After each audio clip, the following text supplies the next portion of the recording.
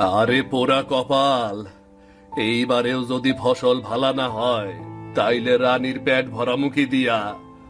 জানি না ভাগ্যে কি লেখা রইছে, আমি কিছুই জানি না।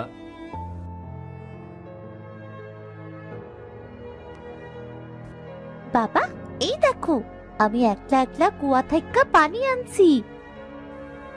আহারে মা, এইটুকু বাচ্চা মানুষ তুই, তোর তো এখন খেলা কইরা বেড়ানোর কথা। আর তুই কিনা সারাটা দিন খালি কাম কাজ নিয়ে থাকস। সারাদিন ঘরের কাম কইরা তোর দুই হাতখানি কেমন শক্ত হইয়া গেছে রে মা।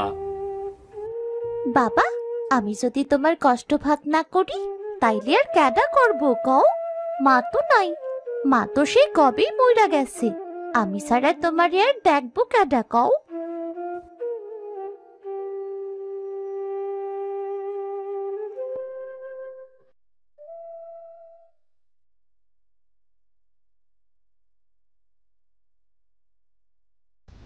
হরে মা, তোর মা বাইসা থাকলে আজ তোর এই কষ্টটা হইতো না।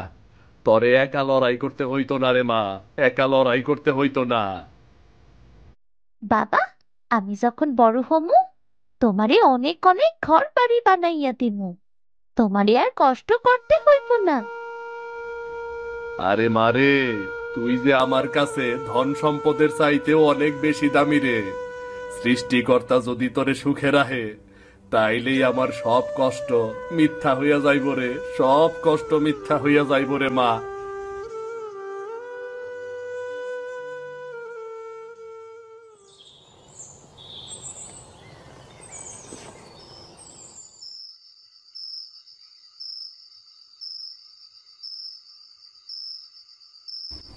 বাবা, খালি নুন দিয়া ভাত খাইতে কেমন জানি লাগতাছে।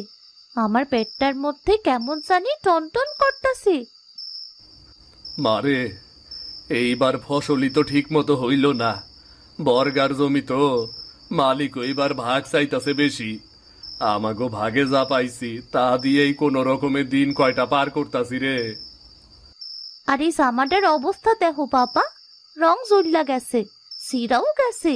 গ্রামে সব পোলা মাইয়ারা নতুন জামা পইরা ঘুরে, আর আমি খালি এই ছেঁড়া জামাটা নিয়েই ঘুরি। আমার না খুব লজ্জা লাগে বাবা। মারে, তুই লজ্জা পাইস না। সামনের